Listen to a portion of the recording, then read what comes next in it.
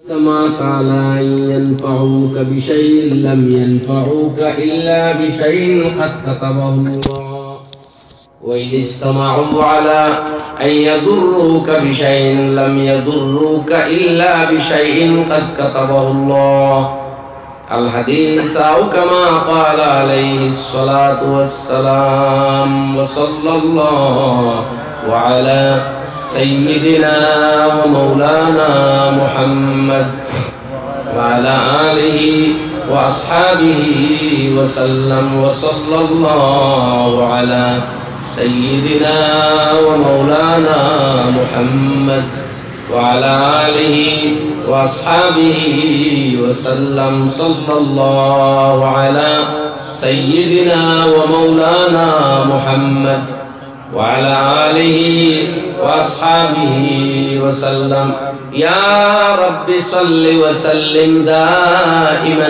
أبدا على حبيبك خير الخلق كلهم لا إله إلا الله لا إله إلا الله لا إله إلا الله لا إله إلا الله لا إله إلا الله لا إله إلا الله محمد رسول الله जनाब सदर मोहतरम सभापति साहेब काबिल एहतराम हजरात उलमा किराम हुफ्फाज किराम कस्सरल्लाहु सवादहुम सम्मानित मुरब्बियान আমার যুবক তরুণ ভাইয়েরা আর যতদূর পর্যন্ত মাইকের আওয়াজ গিয়ে পৌঁছে পর্দার আড়ালে উপবিষ্টা মা ও বোনেরা কোরআনে কারীম একমাত্র আল্লাহর কালাম এবং আল্লাহর কিতাব দুই সিফত তার মধ্যে একত্রিত একদিকে কালামুল্লাহ অন্যদিকে কিতাবুল্লাহ কিতাবুল্লাহ মিটতে পারে মানুষে পরিবর্তন করতে পারে কালামুল্লাহ মিটতেও পারে না পরিবর্তন হইতে পারে না কারণ কিতাবুল্লাহ আল্লাহর আইন ও কানুনের নাম মানুষের কাছে আমানত দেওয়া হয়েছে মানুষে যদি এই আমানতের হিফাজত যথাযথ করতে পারে তার দুনিয়াও কামিয়াব আখিরাতও কামিয়াব কিন্তু যদি এই আমানতের রক্ষণাবেক্ষণ মানুষে করেন না তাহলে দুনিয়াও শেষ আখিরাতও শেষ অতীতে বহু জাতি এইভাবে ধ্বংসপ্রাপ্ত হয়েছে আল্লাহর দেওয়া আমানত ইনজিল তাওরাত জবুরে তারা যথাযথ হেফাজত করছে না বরং নিজের ব্যক্তিগত স্বার্থের কারণে ন্যস্ত স্বার্থের কারণে আল্লাহর কিতাবের বিকৃত এবং অতিরঞ্জিত করিয়া তারা দুনিয়াও হারাইছে আখিরাতও হারাইছে কিন্তু কোরআনে মাজিদ কালামুল্লাহ এই কিতাব সারা দুনিয়ার সম্মিলিত প্রচেষ্টায়ও ধ্বংসপ্রাপ্ত হবেও না হয়নি কোনদিন হইতে পারেও না ইনশাআল্লাহ কারণ এটা কালামুল্লাহ কালামুল্লাহ আজলি এবং আবদি তার শুরুও নাই শেষও নাই তাওরাত জবুর ইনজিলের শুরুও আছে শেষও আছে যে নবী এই যুগের যে নবী আইছেন সেই নবীর কাছে দেওয়া হইছে এই কিতাব নবী শেষ উম্মতেরা যথাযথ কিতাব ধরিয়ে রাখতে পারছে না কিতাব দুনিয়াটাকে উঠছে তার হক সত্যতার সাথে কিন্তু কোরআনে কারীম যেহেতু কালামুল্লাহ তাহলে এই দুনিয়ার মানুষের যদি কোরআনে কারীম আমল বাদও দেয় তবুও আর এটা হবেও না যতদিন দুনিয়া থাকবে কোরআনে মাজিদের উপর আমল চলতে থাকবে কোরআনে মাজিদের উপর যেদিন আমল চলতে থাকবে না চলবে না দুনিয়াও আর টিকে থাকবে না শেষ দুনিয়া লা তাকুমুস সাআতু হাত্তা লা ইউকালা ফিল আরদি আল্লাহ আল্লাহ কিয়ামত ততক্ষণ আসতে পারে না যতক্ষণ জমিনে একটি মাত্র মানুষ সে নারী হোক কিংবা পুরুষ হোক আল্লাহ আল্লাহ শব্দ উচ্চারণ করবে কিয়ামত আসতে পারে না অর্থাৎ আল্লাহর আইন আল্লাহর কালাম যতদিন দুনিয়ায় থাকবে দুনিয়া অবশিষ্ট থাকবে যেদিন আল্লাহর কালাম শেষ দুনিয়া শেষ মানে আল্লাহর কালাম কোরআনে মাজিদ বিহীন এই পৃথিবী একটি মাত্র মিনিট বা মুহূর্ত পর্যন্ত জীবিত থাকতে পারে না আল্লাহু আকবার ये कुरान की शान है সুতরাং আল্লাহর সিফত কালামুল্লাহ পৃথিবীতে এক সময় ছিল সমকালীন রাজা বাদশাহরাও কালামুল্লাহ আর কিতাবুল্লাহর ডিফারেন্স বা পার্থক্য বুঝতে পারিয়া উঠতেছিল না ইমাম আহমদ বিন মুহাম্মদ বিন হাম্বল রাহিমাহুমুল্লাহ রাহমাতুল্লাহি তাআলা আলাইহি জিন্দেগিরে কোরবান করিয়া নিজের আয়েশ আরামরে ত্যাগ করিয়া নিজের বদনের মধ্যে লাঠির আঘাতে কত বিক্ষত হইয়া নিজের রক্ত জড়াইয়া জিন্দেগি দিয়া দুনিয়ার মানব জাতির সামনে এই হকিকত এই সত্যরে উদ্ঘাটিত করিয়া গেছলা যে কোরআনে করিম তওরাত জবুর ইনজিল বা সুহফে ইব্রাহিম সুহফে মুসার মতো কোনো কিতাব শুধু নয়, এটা কিতাবুল্লাহ এবং তার সাথে কালামুল্লাহ। তাহলে বদলেগা জমানা লাখ मगर कुरान न बदला जाएगा। ये दुश्मन क्या समझते हैं जो अपने दिल में हंसते हैं, अभी इस्लाम जिंदा है, अभी कुरान बाकी है। बोले अल्लाहु अकबर। कुरान मजीदेर शान, এই কোরআন যেদিন দুনিয়াতে এলো, কোরআন বিহীন আর কোন শক্তি আকাশের দিকে উঠতে পারলো না। জিন্নাতেরা তাদের একটা আমল ছিল, এক জিন্নাতের মাথায় বর করিয়া আরেক জিন্নাত, আরেক জিন্নাতের মাথায় বর করিয়া আরেক জিন্নাত, এইভাবে আল্লাহর আরশের নিচ পর্যন্ত তারা গিয়ে বুঝতে পারত। আর যখন আসমানে কোনো ডিসিশন হয় তখন উপরের শয়তানে খান একবারে খাড়া করিয়া এক আধ কথা শুনতে পাইল, সঙ্গে সঙ্গে তার নিচের তারে জানান দিল আর তারে শেষ করে হয়ে গেল। আর এইটা এরপরের শয়তান, এরপরের জিন্নাত, এর মাধ্যমে দুনিয়া পর্যন্ত মাঝে মধ্যে পৌঁছে যেত এক দুই কথা। কিন্তু কোরআনে করিম যেদিন নাযিল হইল, যাবতীয় জিন্নাতে আসমানের দিকে উড্ডয়ন বন্ধ হয়ে গেল। সুবহানাল্লাহ। তখন জিন্নাতেরা গোটা বিশ্বে ছড়িয়ে পড়লো যে দুনিয়াতে এমন কোন নূর, এমন কোন তাকত, এমন কোন মুজিজ, এমন কোন অক্ষমকারী কিতাব এসে গেল বা এমন কোন বস্তু আইলো যার কারণে আমরা জিন্নাতরা আর এবার আসমানের দিকে উঠতে পারি না, সেটা দেখতে হবে। তারা চতুর্দিকে ঘুরতে ঘুরতে ঘুরতে মক্কাতুল মুকাররমার কোন এক জায়গায় এসে শুনলো জনাবে রাসূলুল্লাহ সাল্লাল্লাহু তাআলা আলাইহি ওয়াসাল্লাম নামাজের মধ্যে কোরআনে কারীম নামক কিতাবুল্লাহ আর কালামুল্লাহ তিলাওয়াত করতেছেন। সঙ্গে সঙ্গে জিন্নাতেরা একজনে আরেকজনকে মেসেজ দিতে আরম্ভ করলো। মুহূর্ত মধ্যে সারা পৃথিবীর কোটি কোটি কোটি জিন্নাত একত্রিত হয়ে গেল যে হ্যাঁ জিন্নাত ভাইয়েরা এসে যাও, জড়ো হও, সমবেত হয়ে যাও, পেয়ে গেছি সেই মহান সত্য যার কারণে আমাদের পজিশন লেস, শেষ। আমরা আর এখন আসমানের দিকে উঠতে পারি না, যেদিকে যাই শুধু ধাক্কা খাই, ডিল ছুড়া হয়, আঘাত করা হয়। মুআজ্জাজ মুকাররম সম্মানিত কোন নূর এবং কিতাবুল্লাহ কালামুল্লাহ পৃথিবীতে গেছে, যার সন্ধানে আমরা এতদিন ছিলাম, পেয়ে গেছি সেই হকিকত, সেটা হলো কোরআনে কারীম। আল্লাহ তাআলা এই পুরো ঘটনারে সংক্ষিপ্তভাবে বর্ণনা দিয়া সারা পৃথিবীর মুসলিম জাতিরে জানাইয়া দিয়েছেন সূরা জিন নাযিল করিয়া। কুল উহিয়া ইলাইয়া আন্নাহু ইসতামা নাফারুম মিনাল জিন্নি ফাকালু ইন্না সামি'না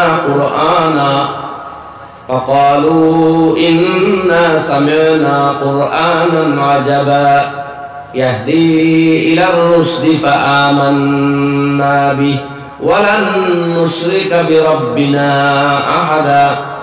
জিন্নাতেরা জানাইয়া দিলাইল সেই কথারে আল্লাহ আমাদের জানাইয়া দিলা, আয় নবী উম্মতরে জানাইয়া দাও যে জিন্নাতের কোন এক দলে যখন আল্লাহর এই কালামুল্লাহর তিলাওয়াত শুনতে পাইল, তারা একত্রিত হয়ে সম্মিলিতভাবে কোটি কোটি জিন্নাত একসাথে তওবা করিয়া শিরকি হইতে, কুফরি হইতে, ইসলাম বহির্ভূত যাবতীয় মতবাদ থেকে, মানুষের মন গড়া আইন ও কানুন থেকে ইচ্ছা মতো জীবন অতিবাহিত করা তাকিয়া দুনিয়ার আয়েশ ও আরাম সামান্য আনন্দ উপভোগ করারে তাকে চিরতরে তওবা করিয়া আল্লাহর কালামর ছায়ার তলে আশ্রয় লইয়া লক্ষ লক্ষ জিন্নাত একসাথে মুসলমান হয়ে গেল।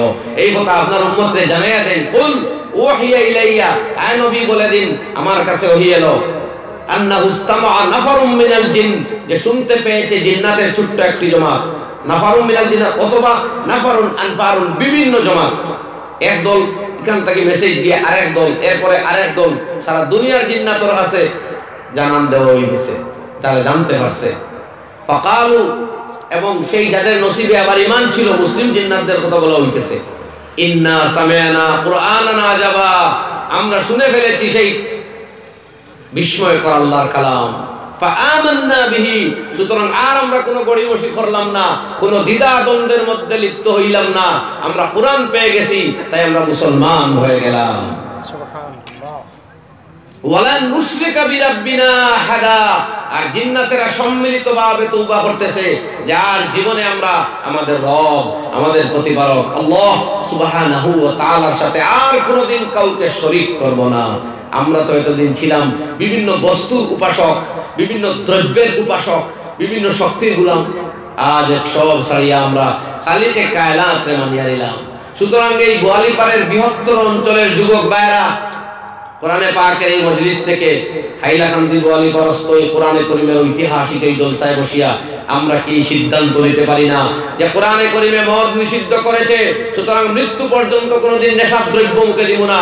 কারণ আজকে গোটা দুনিয়াতে যত মেন্টাল ডিজিজ, মানসিক রোগ দেখা দিয়েছে, তার মধ্যে 40% রোগের জন্য দায়ী নেশার দ্রব্য গ্রহণ করা, মদ খাওয়া।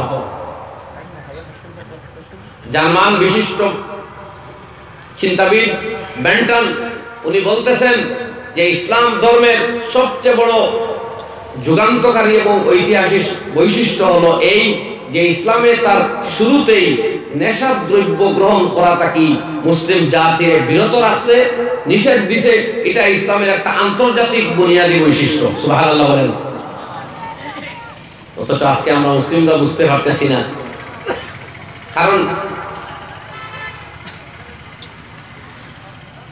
ফ্রান্সের আরো এক বিশিষ্ট চিকিৎসাবিদ উনি বলতেছেন যে ইউরোপিয়ানরা যদি অর্ধেকটা নেশার দ্রব্য বিক্রি হয় এমন দোকানের লাইসেন্স বাতিল করার ডিসিশন নিয়ে নেয়, তাইলে আমি গোটা ইউরোপ কান্ট্রিরে এই গ্যারান্টি দিতে পারবো যে অর্ধেক মেডিকেল সায়েন্স বা অর্ধেকগুলো হসপিটাল বন্ধ করার আমি গ্যারান্টি দিলাম। সুবহানাল্লাহ। অর্থাৎ মানুষের শারীরিক মানসিক যত মহা ক্ষতিকারক রোগ দেখা দিছে তার অন্যতম কারণ নেশার দ্রব্য গ্রহণ করা। কারণ নেশা খাওয়ার পরে মানুষে সাময়িক কিছু তৃপ্তি পায়, একটু উত্তেজনা তার দেহে পয়দা হয়, সাময়িক আনন্দ পায়, কিন্তু সুদূর প্রসারী ক্ষতিগ্রস্ত হয়, তার মন মানসিকতার স্বাভাবিক অবস্থা হারিয়ে ফেলে, তার সুমস্তিষ্ক শুদ্ধ বিবেকরে নষ্ট করিয়া কলুষিত করিয়া ছাড়ে, তার আয়ু কমিয়ায়, অল্প বয়সে তার মধ্যে বার্ধক্য দেখা দেয়, সামাজিক অবস্থানও তার ইজ্জত হুরমত নষ্ট হয়। যখন নেশা খাইয়া কোনো মানুষে বাজারের অলি কিংবা গলিতে 1-2 দিন আবুল তাবুল বকাবকি করবো, পরবর্তীতে ওই লোকটারে কি আর অরিজিনাল সম্মানের চোখে কেউ দেখবো? কোনোদিনও না। সুতরাং কোরআনে করিম নামক এই মহাগ্রন্থ সারা দুনিয়ার মানুষেরা জানাইয়া দিলেইছে, ইয়া আইয়ুহাল্লাযীনা আমানু ইন্নামাল খামরু ওয়াল মাইসিরু ওয়াল আনসাবু ওয়াল আজলামু রিজসুম মিন আমালিশ শাইতান ফাজতানিবুহু। এই মদ, জুয়া, বুত পূজা, এই বিভিন্ন বস্তু কয়েকটা আল্লাহ উল্লেখ করে ফরমায় দিলা রিজসুম মিন আমালিশ শাইতান, এগুলো শয়তানের চক্রান্তর মতো গান্দা কর্ম, সভ্যতা বিরোধী কর্ম, মানবতা বিরোধী কর্ম, বিশ্বের স্বার্থের পরিপন্থী কর্ম এগুলা। আরে এই মুসলিম জাতি কোরআনে করিমে শক্তভাবে তোমাদের নির্দেশ দিতেছে, ফাস্তানিবুহু, এ থেকে তোমরা বিরত থাকো। এই আয়াতের মর্ম আপনার আর আমার মতো বহু মুসলমানে উপলব্ধি করতে পারিয়েন না, কিন্তু জার্মান লেখক বেন্টনে উপলব্ধি করিয়া হইতরা ইসলামের এটা বুনিয়াদী বৈশিষ্ট্য যে তারা মূলত কোরআনে করিমের মাধ্যমে তারা নেশার দ্রব্য বক্ষণটাকে বিরত থাকতে পারে। এর চাইতে বড় ঐতিহাসিক বৈশিষ্ট্য আর কি হইতে পারে যে একজন মুসলমানের মন মানসিকতার শুদ্ধ রাখার সবচেয়ে বুনিয়াদী শিক্ষা কোরআন শরীফে দিছে। তো যাই হোক বন্ধুগণ, আল্লাহর কালাম কোরআন মাজিদ সারা দুনিয়ার বদলাইবার লাগে আইছিল এই কোরআনে করিমে। এর লাগি দীর্ঘ এক হাদিসের মধ্যে জনাবে রাসূলুল্লাহ সাল্লাল্লাহু আলাইহি ওয়াসাল্লামের ফরমাইতরা, দুনিয়ার মানুষে যদি আল্লাহ পর্যন্ত পৌঁছিতে চায় তাহলে কোরআনে কারীম তার সবচেয়ে বড় হাতিয়ার। কোরআনে কারীমের আইন ও কানুনের বাইরে গিয়া কোনো মানুষে আল্লাহ পর্যন্ত পৌঁছতে কোনোদিনও আর পারবে না। ও হুয়া হাবলুল্লাহিল মাতিন ও হুয়া সিরাতুল মুস্তাকিম ও হুয়া যিকরুল হাকিম।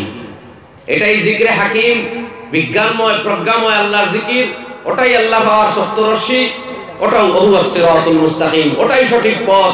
সুতরাং যে এই কোরআনে করিমের পথ আর মত রে যে তুচ্ছ তাচ্ছিল্য করিয়া দুনিয়ার আয়েশ আরামে ব্যস্ত থাকবো, ওমান তারাকাহু জাব্বারান কাসামাহুল্লাহ, যে কোরআনে করিমের দর্প আর দম্ভ করে পরিত্যাগ করব, আল্লাহ তার সর্বনাশ ঘটাইয়া ছাড়িবা। আর যে কোরআনে কারীমে শক্ত হাতে ধরব, রাফাহুল্লাহ, আল্লাহ সেই জাতি সেই সম্প্রদায়ের মাথা উন্নত করিয়া দিব। সুতরাং আমার বন্ধুগণ, ইতিহাসে নিঃসন্দেহে এই সাক্ষ্য দেয় যে মুসলিম জাতির মাথা ততদিন পর্যন্ত এই পৃথিবীতে উচ্চ ছিল এবং সাথে সম্মানীয় ছিল যতদিন মুসলিম জাতি কোরআনে কারীমে শক্ত হাতে জীবনে বাস্তবায়িত করেছিল। আজকে কিন্তু সারা দুনিয়া ব্যাপিয়া কোরআনে কারীমের চর্চা কিন্তু কমছে না, কিন্তু প্রতিফলন কমিয়াই গেছে। আমরা মুসলিম সম্প্রদায়ের পরিচয় দেই, কিন্তু আমাদের সামাজিকভাবে কোরআনে কারীম গ্রহণ করতে আমরা দ্বিধাগ্রস্ত হয়ে পড়ি। দুনিয়ার ওয়েস্টার্ন কালচারের মুখোমুখি হয়ে আমরা হারিয়ে যাই। আমরা দুনিয়ার ফ্যাশন আর ডিজাইনের সামনে পরাজিত হয়ে যাই। দুনিয়ার নোংরামি আর অপসংস্কৃতির সামনে আমরা পরাজিত হয়ে যাই। একটু শিক্ষা, একটু উন্নতির দিকে আগুয়াইলেও আমরা মনে করি ধর্ম যেন এক বাধা হয়ে গেছে। কোরআনে কারীমের বুনিয়াদি উসুল আর মাসাইলের উপরে প্রতিষ্ঠিত তাহারে যেন আমরা এক লজ্জা বা লজ্জা ভাব মনে করি। অথচ এই মুসলিম জাতির সম্মানের মূলেই ছিল কোরআনে কারীমের এই হুকুম, যেটা দুনিয়ার অমুসলিমরাও ঐতিহাসিকভাবে স্বীকৃতি দিতেছে। Michael H. Hart, the most influential 100 persons, 100 জন পৃথিবীর বিশেষ প্রভাবশালী মানুষের জীবনী গ্রন্থ 100 নামক গ্রন্থে 1 নম্বরে সেই কোরআনে কারীম নিয়ে যিনি আসছিলেন জনাব রাসূলুল্লাহ সাল্লাল্লাহু আলাইহি সাল্লামের পবিত্র নাম উল্লেখ করেছেন। খ্রিস্টানরা তারে জিজ্ঞাসা করছিল, হে এইচ হার্ট, তুমি কেন মুহাম্মদ সাল্লাল্লাহু আলাইহি ওয়াসাল্লামের নাম 1 নম্বরে লিখলে, অথচ খ্রিস্টানরা পৃথিবীতে সংখ্যায় বেশি? এইচ হার্ট বলেছিলেন, কাদের সংখ্যা বেশি, কাদের দল বেশি আমি সেইটা বলতে চাইনি এই বইতে। আমার উদ্দেশ্য ছিল পৃথিবীর মানব জাতির সামনে আমি কিছু জীবন্ত আদর্শ তুলিয়া ধরতাম, এবং সেই ক্ষেত্রে আমার অন্তত ব্যক্তিগত অনুসন্ধানে যিনি সবচাইতে নিখুঁত নিষ্কলঙ্ক আদর্শ মণ্ডিত বহুমুখী চরিত্রের অধিকারী হিসাবে আমার সম্মুখে পরিগণিত হয়েছিলেন, তিনি হচ্ছেন ইসলাম ধর্মগুরু হযরত মুহাম্মদ মুস্তাফা সাল্লাল্লাহু আলাইহি ওয়াসাল্লাম। তাই আমার কলম বাধ্য হলো হযরত মুহাম্মদের নাম 1 নম্বরে লিখতে, যদিও আমি জেসাস ক্রাইস্টকে শ্রদ্ধা করি, সম্মান করি, তার ধর্মে দীক্ষিত। মাইকেল এইচ হার্টের উদ্ধৃতি। অথচ আমরা মুসলমান ছেলেমেয়েরা কিছুটা উচ্চ শিক্ষিত হওয়ার পরে কখনো বড় কোনো রাষ্ট্রবিজ্ঞানী, অথচ কোনো সিনেমা জগতের নায়ক বা কোনো অভিনেতার ডিজাইন আর ফ্যাশন গ্রহণ করার বুঝাই জীবনের বোধহয় বড় ধরনের কোনো সম্মান। সুতরাং এটা হলো এই জাতির দুর্ভাগ্য। তো আমার বন্ধুগণ, আমি বলতে চাইছিলাম যে আমরা আল্লাহর কালামের মর্যাদা, শান আর আজমত যদি সারা জীবন ধরে আমরা বয়ান দেই, সারা পৃথিবীর মুসলমানের জীবন একদিন শেষ হইব। আল্লাহর কালামের আজমত, মর্যাদা, মহত্ব আর গুরুত্ব, ফজিলতর বয়ান শেষ করা যাবে না। সংক্ষিপ্ত কয়েক কথা আপনাদের খেদমত আরজ। এই যে কয়েক বাচ্চা আজকে হাফিজে কোরআন বনিয়া বার হইয়া গেল, এরপরে কেরাত প্রতিযোগিতা আছে, জেলা ভিত্তিক কেরাত প্রতিযোগিতা, রাজ্য ভিত্তিক কেরাত প্রতিযোগিতা, দেশ ভিত্তিক এবং আন্তর্জাতিক। অথচ মুসলিম জাতি আপনারা জানেন এখনো পৃথিবীর সবচেয়ে বেশি দল মুসলমানের হাতে নাই, এবং ইসলাম ধর্ম প্রচারের ক্ষেত্রে মুসলমানের টাকা খরচ মোটেও বেশি করতেছে না, এর চেয়ে বহু গুণে বেশি টাকা খরচ করতেছে খ্রিস্টানরা তাদের ধর্মের প্রচারের জন্য। আমরা জীবনের ভিতরে আজকে পর্যন্ত একটা মানুষের কোরআনে কারীমের একটা বাংলা অনুবাদ গ্রন্থ বা একটা ব্যাখ্যা তফসির গ্রন্থ লইয়া কোনো প্রয়োজনে দিতাম পারছি, কিন্তু লক্ষ লক্ষ খ্রিস্টান আছে যারা কোটি কোটি আরব হারবো ডলার খরচ করিয়া তাদের ধর্মগ্রন্থ এবং এর ব্যাখ্যা গ্রন্থ সারা দুনিয়া বিতরণ করেন, বিলি করেন।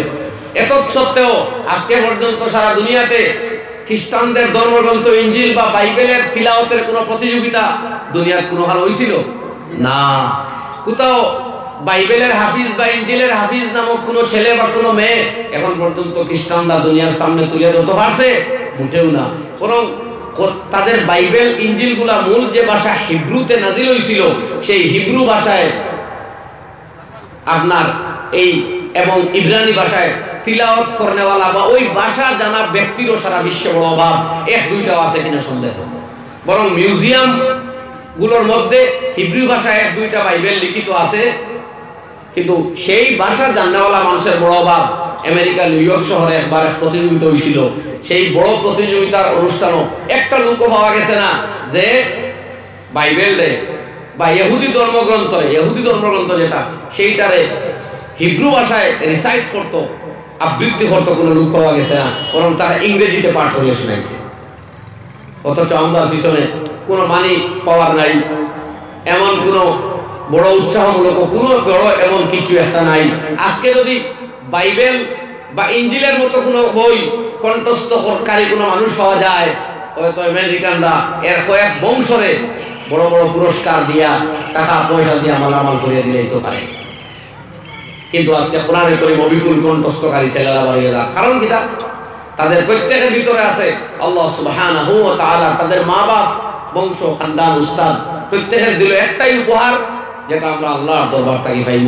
কোরআনে করিমের হেফাজত যদি আমরা করি তাহলে আল্লাহ সুবহানাহু ওয়া তাআলার দরবার থেকে আমরা প্রতিদান পাইব।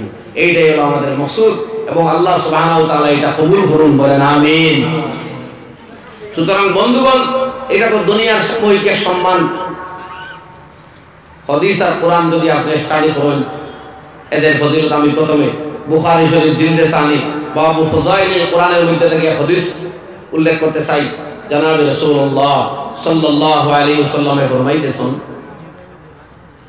যে যারা কোরআনে করিম তিলাওয়াত করে এবং থামিয়ে থামিয়ে পড়ে, শুদ্ধ করিয়া ভালোভাবে কামালিয়তের সহিত পড়তে পারে না, বরং মশক আর ট্রাই করতেছে, ফালাহু আজরান, তাকে দেওয়া হবে দুইটি সওয়াব, দুইটা উজরাত। একটা হলো আজরুত তিলাওয়াত, আজরুল কিরাআত, একটা হইল পাঠ করার তিলাওয়াত করার সওয়াব, আর দ্বিতীয়টা হইল মেহনতের সওয়াব। সে যে কোরআন শুদ্ধ করবার লাগি, কোরআন ঠিক থেকে পড়বার লাগি কোশিশ আর মেহনত করতেছে, এই কোশিশের এক সওয়াব আলাদা, আর তিলাওয়াতের আরো এক সওয়াব আলাদা। এক এক আয়াত, এক এক সূরা, এক এক হরফের বদলে আল্লাহ ডাবল ডাবল তার সওয়াব দান করবে। বুখারী শরীফের হাদিস। দ্বিতীয়টা ওয়াল্লাযী ইয়াকরাউল কুরআন ওয়া হুয়া মাহিরুম বিহি, নবী করিম সাল্লাল্লাহু আলাইহি ওয়াসাল্লাম ফরমায়, আর যে কোরআনে করিম তিলাওয়াত করে অথচ সেই ব্যাপারে দক্ষ মাহির, যেমন হুফাজ কেরাম, কুররায়ে কেরাম যারা তিলাওয়াত করবেন মশক এবং তাজউইদের সাথে, আল্লাহ রাসূল সাল্লাল্লাহু আলাইহি সাল্লাম তাদের ফজিলত বয়ান দিতেছেন যে এরা মা'আস সাফারাতিল কিরামিল বারারা, কোরআনে করিম শুদ্ধ এবং সহিহ তাজউইদের সাথে যারা পাঠ করতে পারে তাদের ফজিলত আমি আব্দুল বাসিত আর আপনার আর সাধারণ মুসলমান আর মানুষ আর ইজ্জতি পুরুষের মতো নয়, বরং এদের হাসর নসর আর এদের চলাফেরা উঠা বসা আল্লাহ নসিব করাইব কিয়ামতের ময়দানে সম্মানিত আসমানি ফেরেশতাদের সাথে। সুবহানাল্লাহ, মা'আস সাফারাতিল কিরামিল বারারা। তাদের কোরআনে করিমে এই দুলিতে, এই পৃথিবীতে বসবাসকারী মাটির তৈরি একটা মানুষরে নূরের তৈরি ফেরেশতার নিকটস্থ করিয়া দিতে পারে। কোরআন শরীফে কইন আল্লাহু আকবার। আজকের এই পৃথিবীর পশ্চাৎ পড়া মুসলিম জাতীয় যদি কোরআনে করিমের তিলাওয়াতের ঊর্ধ্বে আরো আগুয়াইয়া আমরা কোরআনে করিম অনুযায়ী নিজের যৌবন কালকে গড়িয়ে তুলতে পারি, নিজের পারিবারিক জীবনটা যদি কোরআনের আইন ও কানুন দ্বারা রঙিন করতে পারি, তাহলে এই মুসলিম জাতীয় মাটি হইতে আকাশ সইব গিয়া এদের উন্নতি, এদের অগ্রগতি আটকাইবার মতন দুনিয়ার কোনো তাকত নাই। আল্লাহর কসম আমার ভাইয়েরা, মুসলিম জাতি কোরআনবিহীন রাজনীতির আশ্রয় লইয়া কোনোদিনও জিততে পারছে না। যদি এটা সম্ভব হইতো তাহলে 700 বছর একটানা রাজত্ব স্পেনে করার পরে লাখ এবং হাজার মুসলমান মসজিদের ভিতরে শাহাদত বরণ করতে হইতো না, ফাঁসির কাষ্ঠে ঝুলানো হইতো না, দলে দলে মসজিদ ভঙ্গ করিয়া এগুলারে দুলিশাত করার সুযোগ কেউ পাইতো না, যদি শুধু রাজতন্ত্র মুসলমানরা চাইতে পারত। রাজতন্ত্র রাজযন্ত্রের সাথে যদি কোরআন যন্ত্র হয় না, তাহলে এই জাতির আত্মরক্ষা হয় না। স্পেন তার জীবন্ত উদাহরণ। আর রাজত্ব চলিয়া গেলেও যদি কোরআন মিটি যাইতো, এই সম্ভাবনাও থাকতো যে আমরা যে রাজনীতির ভাগল হয়ে যাই। একটু হকিকত লক্ষ্য করুন যে মুসলমানের আত্মা কি রাজকীয় শক্তি গেলে গিয়েও যদি কোরআনে করিম যায় গিয়ে, ইসলাম যায় গিয়ে এই কথা সত্য হইতো, তাইলে ভারতবর্ষ মুঘল সাম্রাজ্যের পতনের পরে ব্রিটিশ রাজত্বের শেষ দিকে 1866 সালের আশপাশে উম্মুল মাদারিস দারুল উলুম দেওবন্দ প্রতিষ্ঠিত হইল। তখন কিন্তু ভারতবর্ষ পরাধীন, কোনো কারো মুসলমানদের হাতে কোনো ক্ষমতা নাই। শুধু নাই নাই এমন নয়, মুসলমানরাই সবচেয়ে তখন বঞ্চিত, মুসলমানরাই সবচেয়ে বেশি তখন উৎপীড়িত, অত্যাচারিত ব্রিটিশদের আক্রমণে। কারণ ব্রিটিশরা অ্যাসেসমেন্ট করিয়া দেখছে যে এই মুসলিমরাই তাদের বিরুদ্ধে সবচেয়ে বেশি বিশুদ্ধার করতেছে। স্বাধীনতার দাবি মুসলমানরাই সবচেয়ে স্পষ্টভাবে করতেছে। 100 বছর পর্যন্ত অন্তত ভারতবর্ষের সঠিক ইতিহাসে এই সাক্ষ্য দেয় যে প্রায় পরাধীনতা ব্রিটিশদের আগমনের পরে প্রায় 100 বছর ভারতবাসী মুসলিম ছাড়া অন্যান্য জাতি ভালোভাবে উপলব্ধিও করতে পারে নাই যে আমরা পরাধীন হয়েছি। তারা বুঝতেছিল যে ব্রিটিশদের হাতও আইছে, মুঘলদের হাতটা কি, অবস্থা তো সমান।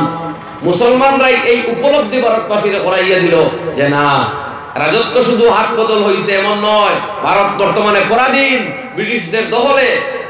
ভারতের কোন মানুষের অধিকার, কোন কোন শক্তি এবং কোন মতামত ভারতীয় রাজনীতিতে বর্তমানে চলতেছে না, তাই ভারত পরাধীন।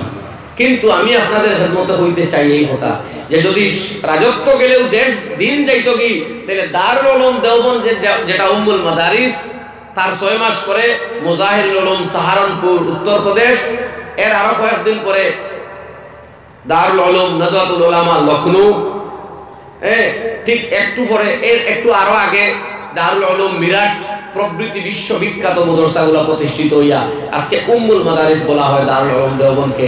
এবং সারা দুনিয়ার আনাচে কানাচে আহলুস সুন্নাত ওয়াল জামাত যারা তরজমানি করতেছে, তারা প্রত্যেক পরোক্ষ কিংবা প্রত্যক্ষভাবে দারুল উলুম দেওবন্দের সাথে নিসবত এবং সম্পর্কিত। আলহামদুলিল্লাহ, যদি রাজত্ব হাত পাখি চলে গেলে এই দিন যায়গি, তাইলে দারুল উলুম দেওবন্দ প্রতিষ্ঠিত হইয়া মাদারিসে ইসলামিয়ার জাল বিস্তার করে দিতে পারতো না।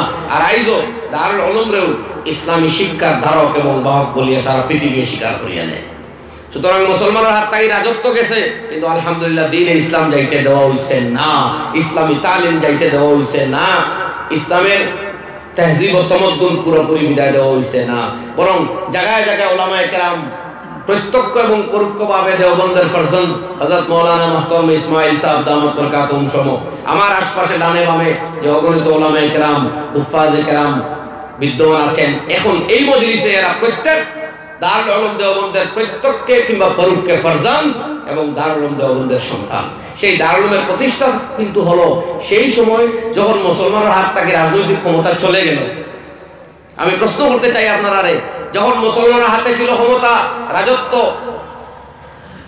তখন কি দারুল উলুম দেওবন্দের মতো কোনো মাদ্রাসা প্রতিষ্ঠা করা সম্ভব হয়েছিল? না।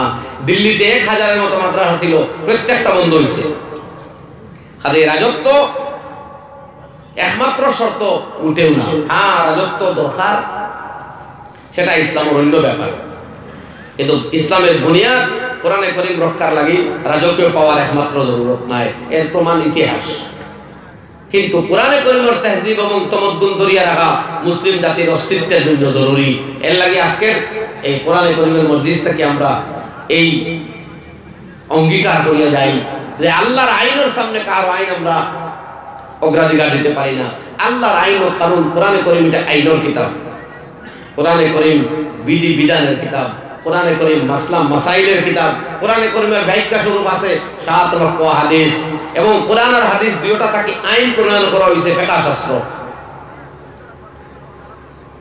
আইম্মায়ে কেরামের ইজতিহাদ এবং উম্মতে মুহাম্মদী আমরা ইজমাই রায়, এগুলা উলামায়ে কেরামের, ফুকাহায়ে কেরামের, এগুলা মুসলমানের বুনিয়াদী সম্পত্তি। সুতরাং রাজত্ব আজকে এক হাতে আছে, আর এক হাতে যাইব, কিন্তু দিন আমরা তাকে ছাড়তাম পারি না কোন অবস্থাতে। তো যাই হোক বন্ধুগণ, আমি প্রথমে আপনার সামনে কোরআনে কারীমের এক সূরার 2-3 আয়াত মাত্র তেলাওয়াত করছি। সেই সূরার নাম হলো রহমান। এবারে এই আয়াত 3টার সংক্ষিপ্ত অনুবাদ পেশ করি আর হাদিসটা বুঝাই দিয়া আমি আর বক্তব্য দীর্ঘ করতাম না। গোটা দিন থেকে আপনারা প্রোগ্রাম চলিয়া বিভিন্ন উলামায়ে কেরামের যুক্তি, তথ্য এবং নসিহত সমৃদ্ধ বয়ান শুনিয়া আইসই।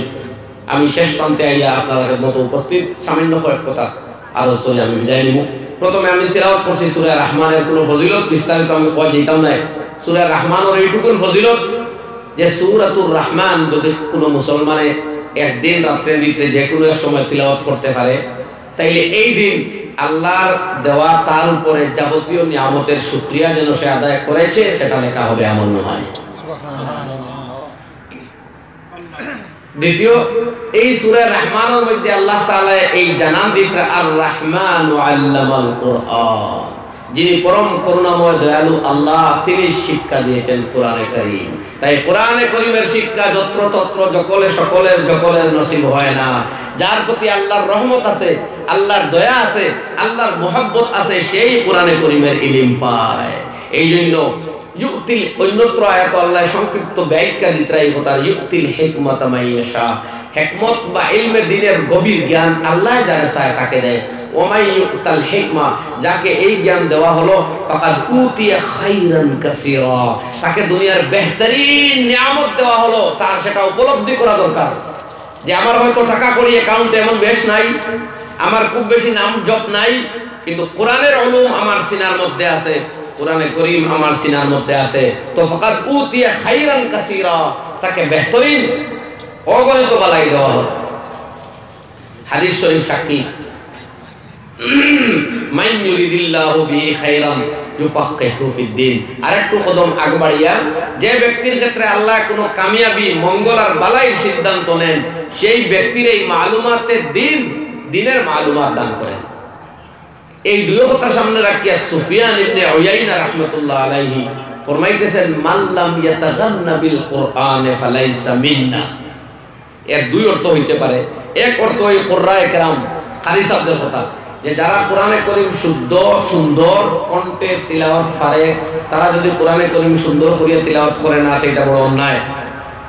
আর অন্য অর্থ সুফিয়ান ইবনে উয়াইনা রাহমাতুল্লাহ আলাইহি বিখ্যাত মুহাদ্দিস, আইম্মায়ে জারহ তাদিল এর অন্তর্ভুক্ত, তিনি ফরমাইতেছেন এর অর্থ হলো এই, যে ব্যক্তি কোরআনে করিমের উলুম পাওয়ার পরেও তাকে গনি আর ধনী আর দৌলতমন্দ ভাবে না, সে বুঝে আমি তুচ্ছ, আমি গরিব, আমার কিচ্ছু নাই, এমন ধারণা পোষণ করে, অথচ কোরআনে করিমের ইলম তার আছে, ফালাইসা মিন্না, সেটা বদবখ, সে আমার উম্মতের কামিল উম্মতদের অন্তর্ভুক্ত নয়।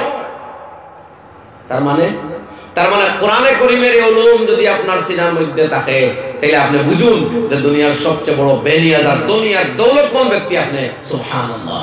যদিও দুনিয়ার কাগজের টাকা পয়সা কিছু কমিও আপনার হাতে হয়, কিন্তু কোরআনে করিম পাওয়ার পরে সবচেয়ে বড় দৌলত আপনি পেয়ে গেছেন।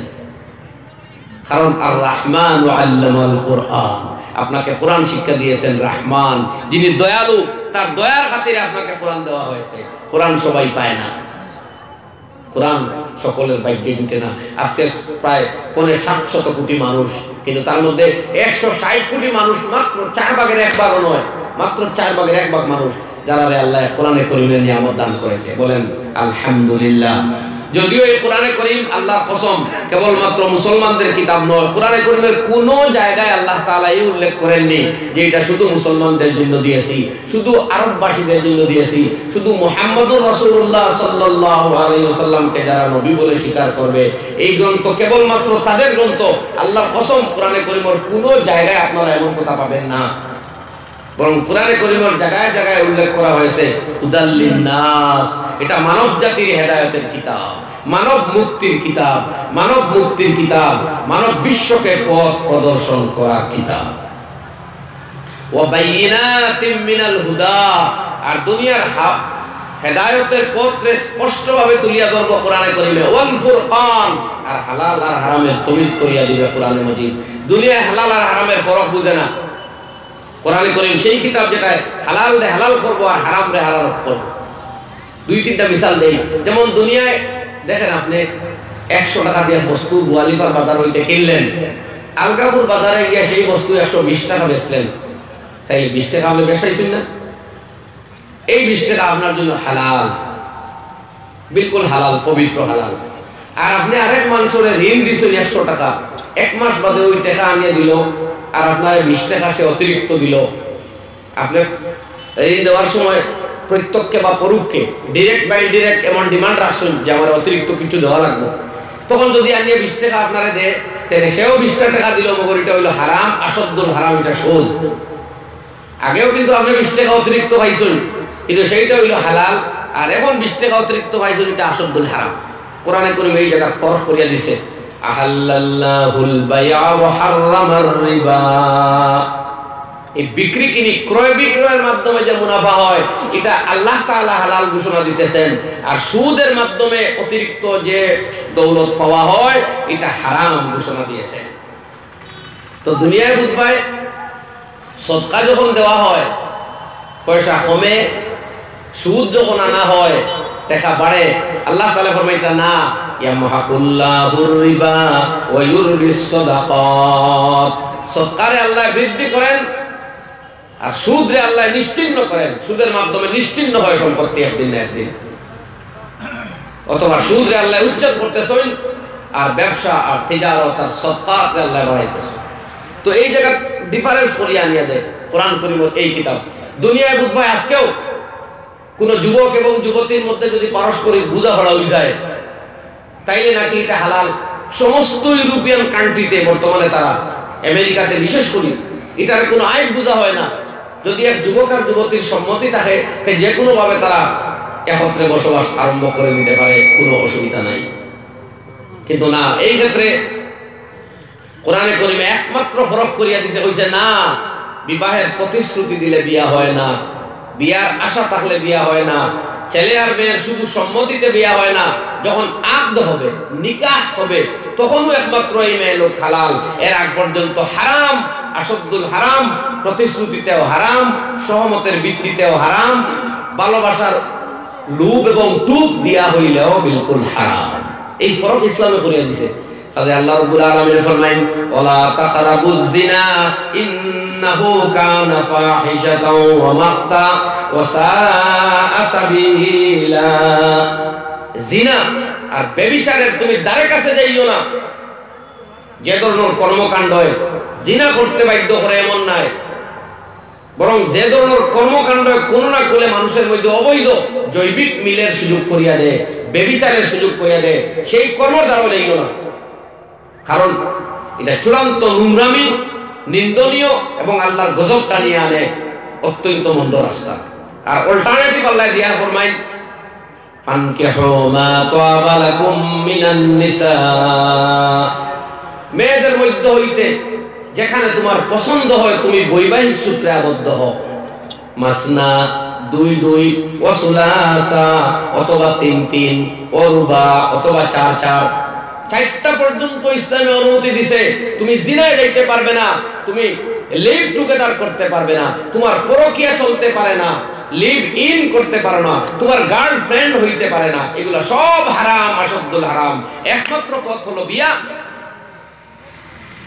আচ্ছা, দুনিয়ার তথাকথিত কিছু বুদ্ধিজীবী এই জায়গাটায় চূড়ান্ত বিভ্রান্ত, বিয়া এবং জিনার তারা ডিফারেন্স বুঝে না। কোরআনে কারীমে দুনিয়ার মধ্যে একমাত্র সেই কিতাব যেখানে বিবাহ আর জিনার তফাৎ বেশ কম প্রভেদ দেখাইয়া দিছে দুনিয়ায়, যে এইটা বিবাহ, ওইটা জায়েজ, 4 পর্যন্ত জায়েজ, আর ওইটা জিনা, এটা হারাম, এর দ্বারে কাছে যাওয়াও হারাম। কথা কিছু বুঝা গেছে ভাই? কথা বুঝা গেছে কিছু? কইয়া কিছু বুঝা গেছে?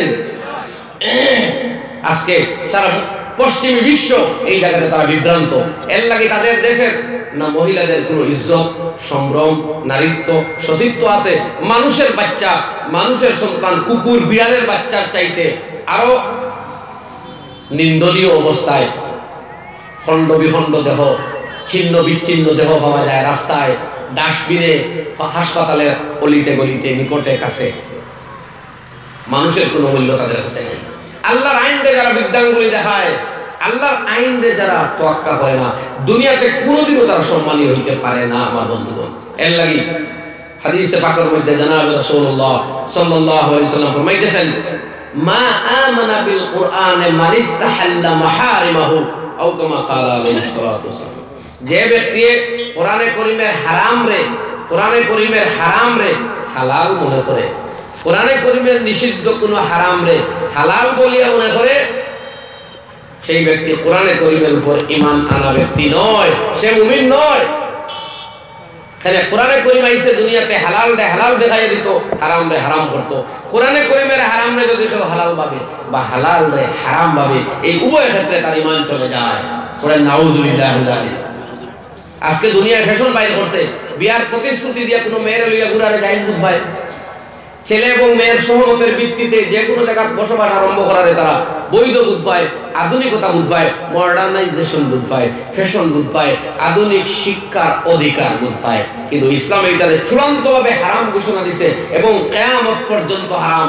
অন্যদিকে একই সাথে 4-4টা স্ত্রী লইয়া যদি কোনো মুমিন বেড়ায়, জীবন যাপন করে, তাইলে এই ব্যক্তির এটা শুধু হালাল নয়, যেইখানে কমেন্ট করবো, যে এরে খারাপ পাইব ফতোয়ায়ে কাজী খানের মধ্যে লিখতেছেন যদি কোনো মানুষে কেবলমাত্র মৌজ আনন্দ উপভোগ করার নিয়তে হইলেও কোরআনে কারীমের গাইডলাইন মানিয়া বিবাহে আবদ্ধ হয় আর ওই ব্যক্তির সমালোচনা বা কমেন্ট বা এর নিন্দা কেউ করে তাইলে কইতা ইউখশা আলাইহিল কুফরু। ফতোয়ায়ে কাজী খান পৃথিবীর প্রাচীনতম ফতোয়ার কিতাব। সেই ফতোয়ার কিতাবের মধ্যে লেখা হইতেছে যে ওই ব্যক্তির কুফরি হওয়ার সম্ভাবনা আছে সমালোচকের। অন্যদিকে বন্ধুত্বের খাতিরে আত্মীয়তার খাতিরে কারো সাথে অবৈধ সম্পর্ক গড়িয়ে তোলা, কারো সাথে শারীরিক সম্পর্ক করা, যেটারে আপনারা তথাকথিত কিছু আধুনিকতাবাদীদের বিবেচনায় কোনো অন্যায়ও নাই। এখন তো পরকীয়া প্রেম মানে একজনের স্ত্রী আরেকজনের সাথে অবৈধ সম্পর্ক গড়িয়ে তোলার পরে যে বাধা দিবা তুমি অপরাধী ও অপরাধী নয়, এই তো বর্তমান আইন, ঠিক কিনা হয়ে যায়।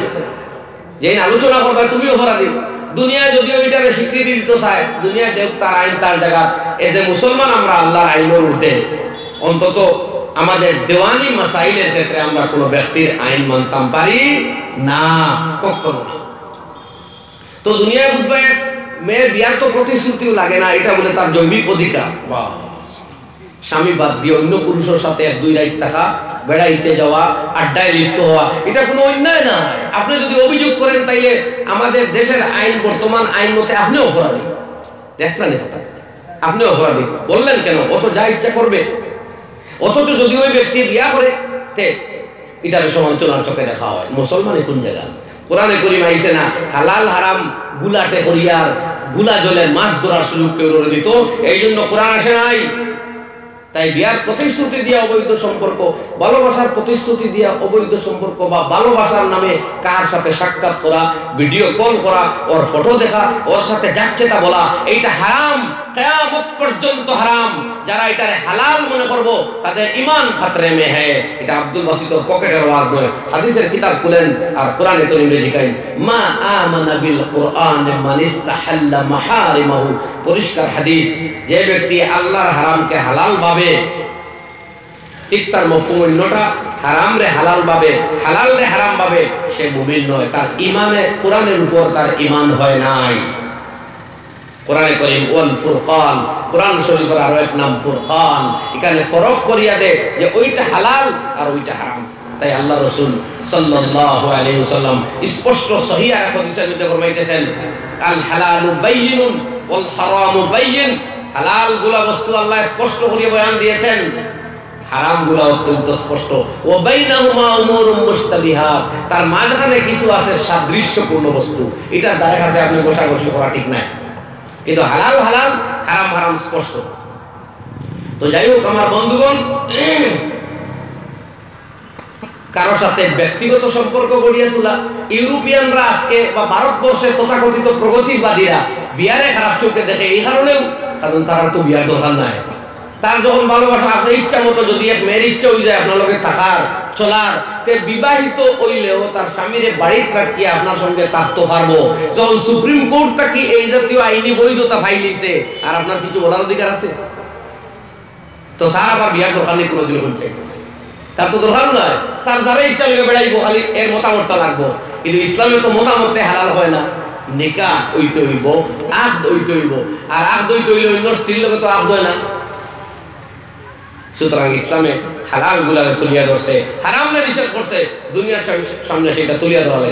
আজকে তথাকথিত প্রগতিবাদীরা ওই বাংলাদেশে মাঝে মধ্যে নাস্তিকরা বাইর হয়, নামদারি মুসলমান চেনা তার দাড়ি, তিনটা দাড়ি আমরা উদ্ভাই ও কোন এক ইসলাম বিরোধী একজন ওর গরু আসনে গিয়া বলে দিয়েছেন 13 সেট না 12 সেট খালি দাড়ি রাখা, পাতলা দাড়ি, বন দাড়ি, হাত সাদা দাড়ি, ফুল সাদা দাড়ি, ফুল খাসা দাড়ি, বিভিন্ন আইটেম দাড়ি দেখে গরু রাখা।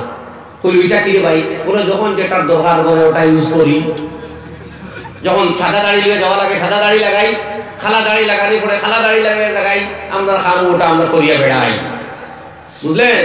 সুতরাং মাথার পাগড়ি, পরনে দাড়ি, আর আলখেল্লা, মুখে দাড়ি আর আলখেল্লা দেখলেও মুসলমান একবারে যে ইসলামের 100% ঠিকাদার, জিম্মাদার আর কন্ট্রাক্টর, সেটা পাবে ভেবে ধোঁকা খাবেন না। একল থেকে ইলম হাসিল করছে, তার উস্তাদ হে, তার সনদ কোথায়, দয়া করে এটা দেখবেন আমার ভাইরা, ইয়াদ রাখবেন। আমরা ইসলামে শিক্ষা দিছে কালিমাতান গরিবাতান ফাহমিলুহুমা, দুইটা অত্যন্ত গুরুত্বপূর্ণ আনকা কথা, এগুলা ধরিয়ে রাখো। কালিমাতু হাকামিন মিন সাফিহিন ফাকবালুহা ওয়া কালিমাতু সাফিহিন মিন হাকিমিন ফাগফিরুহা। যদি কোনো অন্যায় বোকামির কোনো কথা কোনো জ্ঞানী ব্যক্তির মুখ থেকে বার হয়, ওরে মাফ দাও।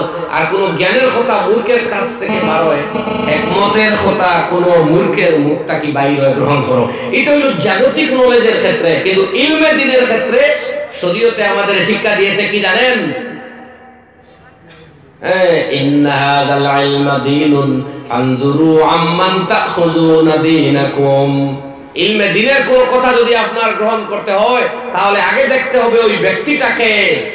যে কোনো মানুষের ঘরে গিয়ে আপনাকে হাদিসের দাওয়াত দিল, শরীয়তের দাওয়াত দিল, ফিকহের মাসলা বলতে লাগলো, আপনার ওয়াজিব ফরজ কর্তব্য হলো আগে দেখুন ওই ব্যক্তিটা অথরাইজড কি না।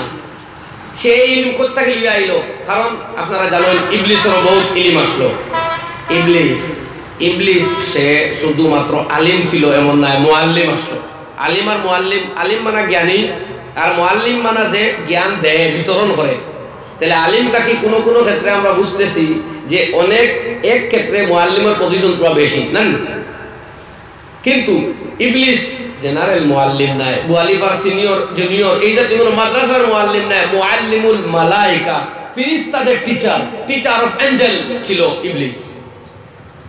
কথা বুঝলেন আপনারা? কিতা বলছি, ইবলিসের এক উপাধি হইল মুআল্লিমুল মালায়েকা, টিচার অফ এঞ্জেলস, ফেরেশতাদের শিক্ষক।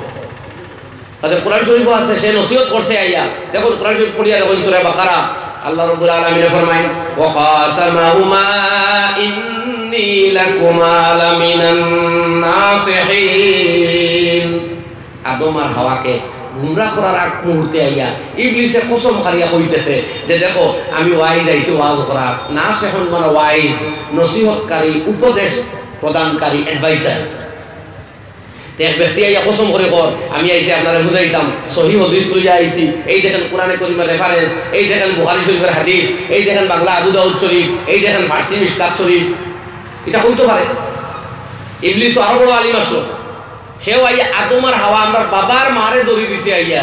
আপনি আর আমি গোয়ালি পাড়ার আইলা আমাদের মুসলমান তো কোন আমরা বাবার মা, তাও বাবা এটা সাদা মাটা বাবা নেই, নবী। আদম আলাইহিস সালাম কে নবী, আউয়ালুন নবী, আউয়ালুন নাস। একদিকে আমরা আব্বা, সমস্ত কায়নাতের ইনসানের আব্বা, অন্যদিকে নবী, প্রথম মানুষ, প্রথম নবী, সেই মহান সত্তারে হইয়া ইবলিসে ধোঁকা দেয় ওয়াজের মাধ্যমে। কি এর মাধ্যমে? মাতই না কাজে অনেক সময় রাত্রের গভীরে আলিম উলামা ঘুমানির পরে বা অলিতে গলিতে বাড়িতে বা চুপকে সারে কিছু কিছু আলিম বলে নাকি এখন বাইরে হইছে, মানুষের ওই যে সহিহ হাদিসের দাওয়াত দেয়। আরে ভাই, সহিহ হাদিসের দাওয়াত দিতে হলে, দিনের কোনো কথা বলতে হলে তো এই ধরনের প্রকাশ্যে অধিবেশন করিয়া বলা দরকার, ঠিক কিনা? হয় না তারা? এখন দুটার উত্তর দেখো ভাই, মাটি ইনশাল্লাহ আবু প্যারালাইজ করছে না, আল্লাহ হেফাজত করুন। হয় যদি দিনের শিক্ষা দেওয়ার প্রয়োজন হয় তাহলে তো প্রকাশ্য ময়দানও দেওয়া দরকার, মানুষ ডাকিয়া জমায়েত করা দরকার, মানুষের সম্মুখে দেওয়া দরকার, হয় ঠিক কিনা? এই রাত্রে গোপনে চুপে চুপে গিয়া মানুষের বাড়িতে গিয়া ইলিম বন্টন করা, এটা তো হইতে পারে সত্যি কোনো ভালো মানুষও, আর হইতে পারে ইবলিসের কোনো ছেলাও। আমি কিন্তু ইবলিস হইতেছি না, তা আমি জানি না। কোন দিনই এখলাসওয়ালা মানুষও আপনার বাড়িতে যেতে পারে।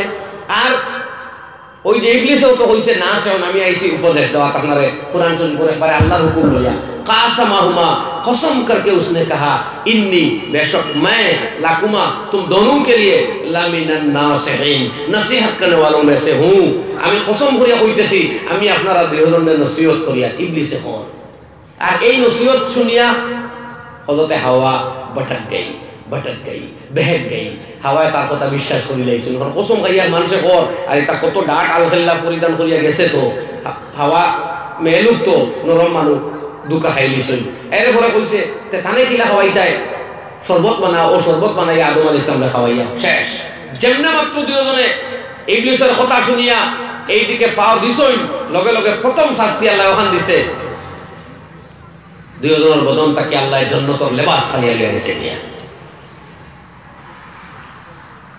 এর লাগে আল্লাহ কোরআনে কারীমে সতর্ক করতে আর এক জায়গা ইয়া বানি আদম লা ইয়াফতিনান্নাকুমুশ শাইতানু কামা আখরাজা আবাওয়াইকুম মিনাল জান্নাহ।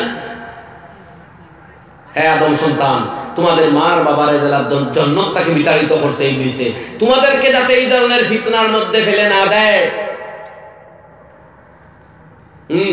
ইন্নাহু ইয়ারাকুম হুয়া ওয়া কাবিলুহু মিন হাইসু লা তারাউনাহুম। তোমরা যেখান থেকে শয়তান দেখো না, শয়তান এবং তার সাঙ্গ পাঙ্গরা কিন্তু সব জায়গা থেকে তোমাদেরকে নিরীক্ষণ করে। এটা তো আল্লাহর আয়াত, আল্লাহ সতর্ক করিয়া দিয়েছেন। এই কারণ আছে এই ইবলিসে তোমাদের কামা আখরাজা আবাওয়াইকুম মিনাল জান্নাহ, জান্নাত থেকে তোমার মার বাবারে কিভাবে বাইর করছে জানো? এর এই ওয়াসওয়াসার মধ্যে ফালাইয়া এর লাগি দুজনের বদন থাকি কাপড় সরা নিয়ে গেছে, জান্নাতি লেবাস সরা নিয়ে গেছে, লিইউরিয়াহুমা সাওআতিহিমা, যাতে দুজনের লজ্জাস্থান দেখিয়া লজ্জিত হয়। তো আজকেও এই দুই সম্ভাবনা যখন আছে, তখন আপনি কোন দিকে যাইতা? আপনার গোড়ায় যদি দুইজনের কোনো কথা হয়, তাইলে আপনার বিশ্বস্ত কোনো আলিমের কাছে গিয়া সেটা ভেরিফাই করা যে হুজুর আমার গোড়ায় এক মানুষের কিছু নসিহত করলো, এই কথাটা ঠিক কিনা, আপনি আমার বিচার করে দিন। কথা বুঝলেন ভাই? আমি কিন্তু অস্বীকার করি না, ভালো কোনো লোক আপনার ঘরে যাইতে পারে, কিন্তু সেটা ভালো না মন্দ অন্তত আপনার নির্ভরশীল কোনো ব্যক্তিরা আপনি জিগাইতে পারেন। আরে ভাই, আপনার বদনখান নষ্ট হয়ে যেতে পারে, এর লাগি ইউটিউবে তারা বিভিন্ন মেডিসিন, বিভিন্ন খাদ্যর টিপস দিয়াও হয়। উচিত হইল আপনার নির্ভরযোগ্য কোনো ডাক্তারের সাথে সলা পরামর্শ করিয়া খাইতা হয় কিনা হই। যদি সলা পরামর্শ করই না, খাইও লাইন, তাইলে মরলেও তো এই বদন মরবো, ইমান যাইতো না, যাইবনি? উত্তর দিন নাকি? কিন্তু যদি আনা বুঝিয়া কোনো কথা খেউর গ্রহণ করেন, সেটা দিনের কথা হয় আর বিভ্রান্তকর হয়, আর আপনার নির্ভরযোগ্য কোনো আলিমের সাথে মশওয়ারা পরামর্শ না করিয়া এটা আপনি জীবনে গ্রহণ করেন, তাইলে তো আপনার বদন যাইতো না, যাইব ইমান, আপনার দ্বীন, আপনার ইসলাম, আপনার আকীদা। তখন দুনিয়া যাই হোক, আখিরাত তো গেল। কথা ঠিক আছে ভাই? এর লাগি আর রহমানু আল্লামাল কোরআন, যিনি রহমান, যিনি দয়ালু এবং করুণাময়, তিনি কোরআন শিক্ষা দিয়েছেন। সুতরাং তার হাবিব জনাবে রাসূলুল্লাহ সাল্লাল্লাহু আলাইহি সাল্লামের উলুম, আর সেই উলুম আজকে আমরা পর্যন্ত যে গ্রহণযোগ্য সনদ, সিলসিলা, বরাত আর আসাতিজায়ে কেরাম আর মাশায়েখের মাধ্যমে আমাদের পর্যন্ত পৌঁছেছে, সেটাই আমাদের সবচেয়ে বড় গ্রহণযোগ্যতার দলিল। বলেন আলহামদুলিল্লাহ। সুতরাং সেই ইলমের আগে সনদ দেখতে হবে, তুমি এই ইলম কই থেকে পাইছো, তোমার উস্তাদ থেকে তুমি পড়িছো কোন জায়গা। ইলমের দিনের ক্ষেত্রে এই কথা আপনি লইতে হইবে।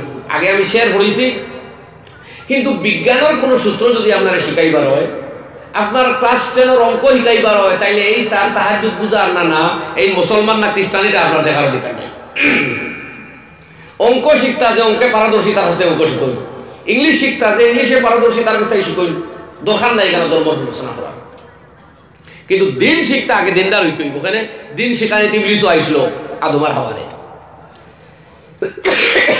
সুতরাং দিনের ক্ষেত্রে আমরা সতর্ক থাকা দরকার। যাই হোক, আমি আয়াতটা ব্যাখ্যা যাইতেছি না। আয়াত 3টা পড়ছিলাম, আমি 3 আয়াতের ব্যাখ্যা দিতাম না, শুধু এক হাদিস পড়েছিলাম। সংক্ষিপ্ত এই হাদিসটা অনুবাদ করিয়া কথা শেষ করলি রাইট পেশ হয়ে যায়। আল্লাহ তাআলার হাবিবে ফরমাইছেন সাল্লাল্লাহু আলাইহি ওয়াসাল্লাম, ইয়া বুনাইয়া ইহফাজিল্লাহ ইহফাজকা। ইবনে আব্বাস রাদিয়াল্লাহু আনহু নবীর অত্যন্ত প্রিয় সাহাবী, ফরমাইতা, হে বৎস, হে আদরের ইবনে আব্বাস, তুমি আল্লাহর কালামের হেফাজতকারী, আল্লাহর দ্বীনের হেফাজতকারী হয়ে যাও। আল্লাহ সুবহানাহু ওয়া তাআলা নিজে তোমার হেফাজতকারী হয়ে যাবেন। সুবহানাল্লাহ। এই কোরআনে কারীমের হেফাজতে, আল্লাহর হেফাজত মানে কি? আল্লাহর দ্বীন, আল্লাহর আইন। আল্লাহর আইন এখানে ইমপ্লিমেন্ট আমরা করব। এই জমিনে ভূপৃষ্ঠে কোনো ফেরেশতা এই আল্লাহর নামাজ কায়েম করবে না। সুন্নতি লেবাস পরিধান করিয়া বেহায়ামি লেবাস থেকে বিরত থাকবে না। মদ সুদ হইতে বিরত থাকবে না। এখানে কোনো ফেরেশতা আসবেন না এই কাজ করার লাগি। এখানে মানব জাতি, আমরা ইনসান, আমাদের আমল দ্বারা আল্লাহর দ্বীনের ইমপ্লিমেন্ট হবে এখানে। সুতরাং এই দায়িত্বে যারা অগ্রসর হইব, যারা দ্বীনকে ধরিয়া রাখবো, তাদের হেফাজতকারী হবেন স্বয়ং আল্লাহ। সুবহানাল্লাহ। আজকে যে হুফাজে কেরাম এখান থেকে বাইরে হয়ে গেলেন, কোরআনে কারীমের হেফাজতের প্রথম ধাপে তারা কামিয়াব হয়ে গেলেন, আলহামদুলিল্লাহ। পরবর্তী ধাপ হইল কোরআনে কারীমের জব্ত, কোরআনের মেজাজ, কোরআনের নির্দেশাবলী, নিজের জীবনে বাস্তবায়িত করিয়া দুনিয়ার সামনে সেটা তুলিয়া ধরা, এটা হলো এরপরের দায়িত্ব। তো আল্লাহ রাসূলের দ্বিতীয়বার গুরুত্ব দিয়া ফরমাইন, ইয়া বুনাইয়া ইহফাজিল্লাহ তাজিদহু তিজাহাকা। ও আমার উম্মত, হে ইবনে আব্বাস, আল্লাহর পক্ষে হেফাজতকারী তুমি হয়ে যাও, আল্লাহরে তোমার একবারে কাছে পাইবে। সুবহানাল্লাহ, সুবহানাল্লাহ। अरे ये मुसलमान जब दीन की हिफाजत करने वाले बन जाएंगे तो अल्लाह सुब्हानहू व तआला खुद उसकी हिफाजत करने वाले बन जाएंगे। आज के मुस्लिम जाति हिफाजत लगी আমেরিকা, রাশিয়া, চীন, অমুক দল টমুক দলের কোনো দরকার ছিল না। মুসলিম জাতি যদি আল্লাহর দ্বীনের রক্ষণাবেক্ষণকারী হয়ে যায়, তাহলে দুনিয়ার কেউ নাই মুসলমানের দিকে আঙ্গুল তুলে কথা বলছে। কিন্তু এ মুসলমান আপনি রব সে তাল্লুক তোড় দিয়া, আজকে এই মুসলিম জাতি আমরা আল্লাহরে নারাজ হইয়া রাখিয়েছি। যদি অবমাননা করি তো আল্লাহর কোন হুকুম উল্টা করিয়া, প্রত্যেক দিন যদি কোনো হুকুম তুলি আমরা তো আল্লাহর হুকুম তুলিয়া। আজ যখন আমরা সেলুনে গিয়া কোনো জওয়ান ভাই তার মাথার চুলটে আধুনিক ডিজাইনে কাটে, তখন তো আল্লাহ রাসূলের সুন্নতের বিরোধিতা হয়।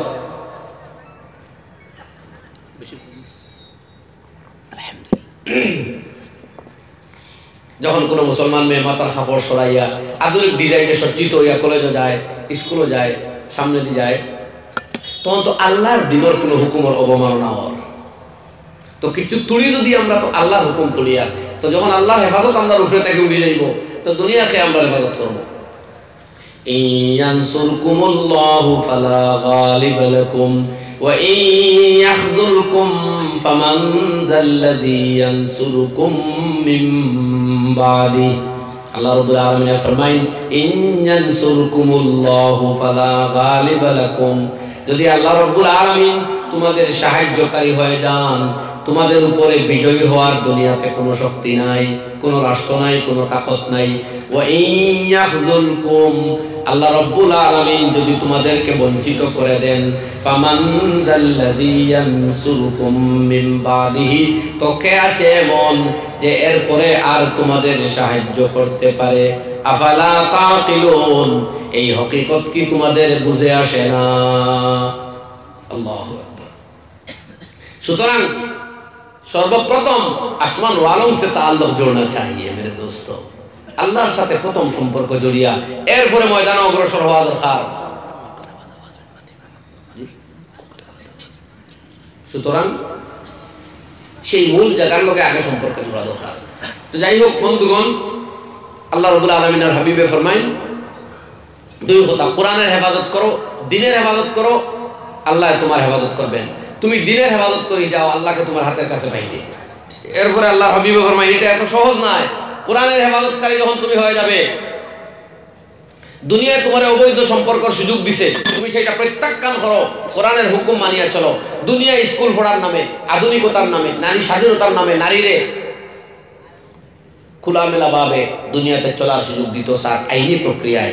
মুসলমান জাতি তোমাদের সেই জায়গাতে দ্বীনের হেফাজত করো, মুসলিম নারীদের সম্ভ্রম আর ইজ্জত রক্ষা করার চেষ্টাও করো। এর সাথে সাথে এইটা তুমি করো। এই পথে চলতে গেলে বাধা আসবে, তোমার বিরুদ্ধাচরণ চলবে, তোমার সমালোচনা হবে, কিন্তু সেই সমালোচনার তোয়াক্কা করিও না। তো আল্লাহর হাবিব ফরমায়, ওয়ালাম আন্নাল উম্মাতা লাউ ইসতামাত আলা আন ইয়ানফাউকা বিশাইইন লাম ইয়ানফাউকা ইল্লা বিশাইইন কাদ কাতাবাহুল্লাহ। আর জানিয়ে রাখো, যদি আরে इंसान तो क्या सारी दुनिया वाले अगर मुत्तहिद हो जाए तुम्हारे नुकसान के लिए, तुम्हारी नफा के लिए, সারা দুনিয়ার সমস্ত শক্তি যদি এক হয় তোমার কোনো ফায়দা পৌঁছাইবার জন্য, আর সেই ফায়দা তোমার আল্লাহ তোমার মুকদ্দর করেন না, সারা দুনিয়ার সম্মিলিত প্রচেষ্টা ব্যর্থ হবে, তোমার সেই ফায়দা হাসিল হবে না। আরে তুমি নগ্ন চেহারায় ইসলামের আদব আর পর্দা আর মার্জিত পোশাককে প্রত্যাখ্যান করিয়া নেহেরু ইউনিভার্সিটি, দিল্লি ইউনিভার্সিটি, গুয়াহাটি ইউনিভার্সিটিতে শুধু মেয়ে ভর্তি করাইলেও যদি বুঝাও কামিয়াব হয়ে যাবায়, ইয়াদ রাখো এই কয়েক শিক্ষা তো দূরের কথা, সারা দুনিয়ায় তোমার কামিয়াবি নসিব করিয়া দিতে পারতো না আল্লাহ যদি সেই ফয়সালা করেন না। তার মানে ইউনিভার্সিটির ভর্তির আমি কুল্লুম কুল্লা এইভাবে এই জায়গাতে মর্তখান বিরোধিতা করলাম না, বরং কইছি যে আধুনিকতার শিকার হইয়া উচ্চ শিক্ষায় গেলেই এক মেসেজ যায় যে লেবাসের কোনো বালাই নাই, মুসলমানে এই ধারণা করতে পারে না, কারণ এতে মুসলমানের কামিয়াবি হইতো নাই। আর যদি সেই এক মেসেজ জায়গি যে লেবাসের কোনো বালাই নাই, মুসলমানে এই ধারণা করতে পারে না, কারণ এতে মুসলমানের কামিয়াবি হইতো নাই। আর যদি সেই পথে চলতে গিয়া দুনিয়ার পক্ষ থেকে কোনো বাধা আসে, সারা দুনিয়া একত্রিত হয়ে যায় তোমার কোনো নোকসান করবার লাগি, নবীজি জানান দিয়ে গেছে উম্মতরে, লাম ইয়াদুররুকা ইল্লা বিশাইইন কাদ কাতাবাহুল্লাহ, সারা দুনিয়ার সম্মিলিত প্রচেষ্টা ব্যর্থ হবে, তোমার কোনো নোকসান আর ক্ষতি সাধন কেউ করতে পারবে না। সুবহানাল্লাহ। সুতরাং বন্ধুগণ, কোরআনে কারীমে এই শিক্ষা দিল। আমি কথা শেষ করে লিয়ার আর 5 মিনিটের ভিতরে।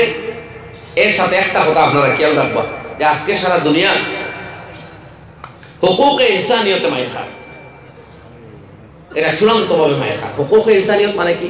মানব অধিকার। আজকে আপনারা জানেন জাতীয় এবং আন্তর্জাতিক স্তরে মানবাধিকার কমিশন আছে, কিন্তু পৃথিবীর যদি সবচেয়ে বেশি কোনো মখলুকের অধিকার নষ্ট হয় তাহলে এরা মানুষের অধিকার নষ্ট হইতেছে। এই ক্ষেত্রে কোরআনে কারীমে মুসলিম জাতির অত্যন্ত সতর্ক করছে। কোরআনে কারীমে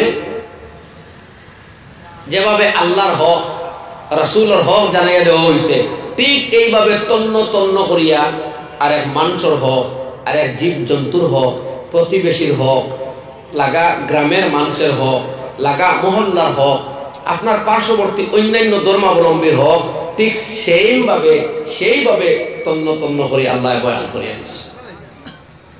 কোরআনে কারীম বললে আপনি ভাইবা আল্লাহ তাআলা ফরমায়, ওয়াবুদুল্লাহ ওয়া লা তুশরিকু বিহি শাইআন ওয়া বিল ওয়ালিদাইনি ইহসানাও ওয়া বিযিল কুরবা ওয়াল ইয়াতামা ওয়াল মাসাকিন ওয়াল জারি যিল কুরবা ওয়াল জারিল জুনুবি ওয়াস সাহিবি বিল জামবি ওয়া ইবনিস সাবিল ওয়া মা মালাকাত আইমানুকুম। আমার মনে হয় এখানে করতে একটু হুকুকুল ইবাদের উপরে সময় কমে গেছে, আমি দীর্ঘ করিয়েন না, শুধু এই আয়াতটা আপনার সামনে তুলিয়া ধরলাম। এই আয়াতে আল্লাহ 10টা অধিকারের কথা কইতরা, তার মাঝে এক অধিকার এক জায়গাটা আইছে আল্লাহ তাআলার অধিকার। প্রথমে ওয়াবুদুল্লাহ ওয়া লা তুশরিকু বিহি শাইআ, তুমি গোলামি আর ইবাদত করো আল্লাহর, এর মধ্যে তুমি কেউরে কোনো বিষয়ে আল্লাহ শরীক করিও না। ওয়া বিল ওয়ালিদাইনি ইহসানা, এরপরেও তোমার মার বাপ, এই মা বাপ থেকে আরম্ভ করিয়া প্রতিবেশী আত্মীয় স্বজনের প্রতিবেশী, লাগা গ্রাম, লাগা মহল্লা, লাগা এলাকা, এরপরে প্রতীক, মুসাফির, গরিব, গুলাম, বাদী, কৃতদাস থেকে শুরু করিয়া এমন কোন ক্যাটাগরি আর স্ট্যাটাস কোরআনে কারীমে ছাড়ছে না যারা অধিকার কোনো না কোনো ভাবে এক মানুষের উপরে বর্তায় না এবং সেটা আদায় করার কথা কইছে না। সুবহানাল্লাহ। সুতরাং ইসলামের দেওয়া এই মানবাধিকারের শিক্ষা যদি আজকে দুনিয়ায় খালি গ্রহণ করে, সারা দুনিয়া তাকে জুলম সিতম অত্যাচার হানাহানি গুনাহগুনি নিমিষের মধ্যে বন্ধ হয়ে যেতে বাধ্য। কিন্তু আজকে মানুষের কোনো অধিকার দেওয়া হল না। আরে মানুষ পৃথিবীর যদি কেউ মরে, মানুষ মরে, মারাও তো মানুষ মারাও, বিভিন্ন ভাবে আগ্রাসনের শিকার হইয়া নাম বদলাইয়া, কোনোখানো দমন অভিযান, কোনোখানো আগ্রাসন, কোনোখানো অপারেশন, বিভিন্ন নাম। শুধু অপারেশন নয়, অপারেশন লোকের রাজনৈতিক নাম ঘুরাইয়া হয়। রোহিঙ্গাত মারাও হারে মানসরে, এমনও মারাওয়ার হারে মানসরে, আফগানিস্তান মারা হইছে আজকেও মরতেছে হারা মানুষ, ইরাকও মারা হইছে লক্ষ লক্ষ, এখনো মরতেছে হারা মানুষ। মানবাধিকার লঙ্ঘিত হয়েছে পৃথিবীতে, অথচ কোরআনে কারীমে মুসলমানদের খুব সাবধান করছে যে আল্লাহর ইবাদত করো, এরপরেও তোমার সবচেয়ে শ্রদ্ধার পাত্র তোমার মার বাবা, আর এরপরেও অন্যের হক, ওয়া বিযিল কুরবা, তোমার প্রতিবেশী, ওয়াল ইয়াতামা, যারা অনাথ এতিম। কোন ধর্মের বিবেচনা নাই। আপনার ঘরের পাশে যদি পৃথিবীর যে কোনো ধর্মে বিশ্বাস করা কোনো মানুষ থাকে, তাহলে তার অধিকার আপনার উপরে আল্লাহ দিয়ে দিয়েছে। সুবহানাল্লাহ। সুবহানাল্লাহ। ওয়া বিযিল কুরবা, তোমার এরপরে তোমার করিবি রিশতাদার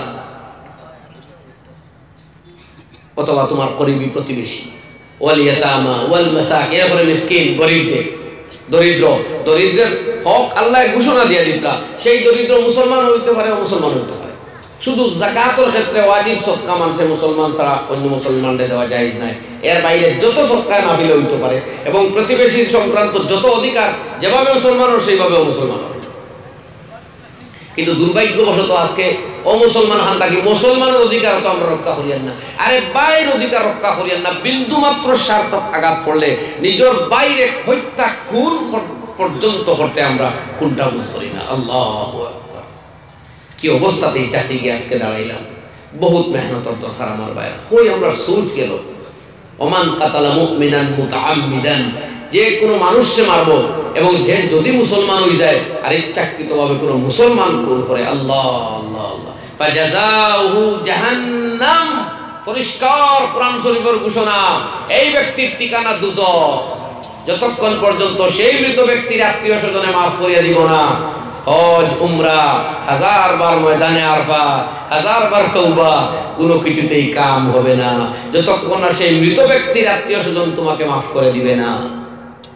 1000 সদকা, 1000 তওবা, যতক্ষণ সেই মৃত ব্যক্তির আত্মীয় স্বজন যদি জীবিত থাকে এরা মাফ করে দেয় না, যদি থাকে না চাইলে ভিন্ন হতা। কিন্তু আজকে কোন জায়গাতে আরে মুসলমান ও মুসলমান মারা তো দূরের কথা রে ভাই, জীব জন্তু একটা জানোয়ার হত্যা, আর হত্যা তো দূরের কথা, একটা গাছের পাতা ছিঁড়াও ইসলামে নিষেধ দিয়েছে প্রয়োজন ছাড়া, এখানে গাছে মানুষের ফায়দা দেয়। আর আপনারা জানা আছে মানবাধিকার শুধু নয়, এই জগতে বসবাস করা অন্যান্য মখলুকাতের পর্যন্ত অধিকার কোরআন শরীফে সাব্যস্ত করিয়া দিছে। বুখারী শরীফের হাদিস যে এক মহিলা বাদ হাজর হইতো প্রত্যেক দিন, ফিরার পথে একদিন দেখলো একটা কুকুর যার গোশত বিলকুল হারাম, যার দুধ হারাম, যার বডি হারাম, কিন্তু সেই কুকুর আমরা ডাইরেক্টলি আমরা কুকুরটাকে কোনো উপকৃত ডাইরেক্টলি হই না, কিন্তু সেই কুকুর আল্লাহর এক মখলুক যেহেতু, সেই হেতু এই মহিলায় যখন এই পিপাসার্থ কুকুর দেখিয়া কুয়ার তাকে নিজে চেষ্টা করে একটু পানি উঠাইয়া কুকুরটার মুখে দিল, আর কুকুরটার প্রাণ বাঁচি গেল। আল্লাহ তাআলা জানাইয়া দিলাইলা যে এই নেকি কাজের বদৌলতে, একটা কুকুরদের রক্ষা করার বদৌলতে আল্লাহ এই মহিলার অতীত জীবনের সব গুনাহ মাফ করিয়া দিলাইছে। অথচ কুকুর তো আল্লাহর এমন শ্রদ্ধার কোনো জন্তুও নাই। আর বিড়াল বিলাই, আরেক মানুষে একটা বিল্লিরে বান্ধিয়া রাখিয়া খাদ্য পানীয় কিচ্ছু দিল না, বিল্লিটা পিপাসায় ক্ষুধায় যন্ত্রণায় কাতর হইয়া একদিন মারা গেল। আল্লাহ জানাইয়া দিলেন নবীদের, তো একটা বিল্লি একটা বিলাইয়ের সাথে এই নিষ্ঠুর ব্যবহার করায় আল্লাহ সেই ব্যক্তির জাহান্নামে দিলেন। অথচ বিলাইও তো আমরা লাগে এমন বড় মুআজ্জাজ কোনো জন্তু নাই, এমন সম্মানের কোনো পাত্র নাই। তাই এই জায়গাতে আপনি দেখুন মখলুকাতের অধিকার আল্লাহ কত দিয়েছেন কোরআনে কারীম, ও কিতাব যেখানে প্রত্যেকের অধিকার সাব্যস্ত করিয়া দিয়েছে। এর লাগি আল্লাহর হাবিবে ফরমাই, ইন্নাল্লাহা আতা কুল্লাযী হাক্কিন হাক্কাহু, আল্লাহ প্রত্যেক অধিকারীর অধিকার যথাস্থানে সাব্যস্ত করিয়া দিয়েছেন। তুমি জানি সতর্ক হয়ে যাও, জানিয়া রাখো আল্লাহর দেওয়া সেই অধিকারটা যথাযথভাবে প্রতিফলিত হোক। এর লাগে দুস্থ হল আমরা মুসলমান, আমরাও সেই আদর্শ জাতি যারা টপ টু বটম জন্মটাকে মৃত্যু এক গাইডলাইনে, এক আইন ও কানুনের ভিত্তিতে আমরা পরিচালিত করি। সেই জায়গাতে কোনো বেমুরতি নাই, জুলুম নাই, সিতম নাই, আর মন গড়া চলার অবকাশ নাই। আমরা যে কাজও করি এটা আল্লাহর করুণা হুকুমত অনুযায়ী করি, এর নামও মুসলমানি। আল্লাহ তাআলা আমরা আল্লাহর দ্বীনের উপরে চলা পুরোপুরি আসান করে দেখুয়া, কোরআনে কারীম অনুযায়ী আমাদের জিন্দেগি রঙাইয়া দেখুয়া। আজকের এই মজলিস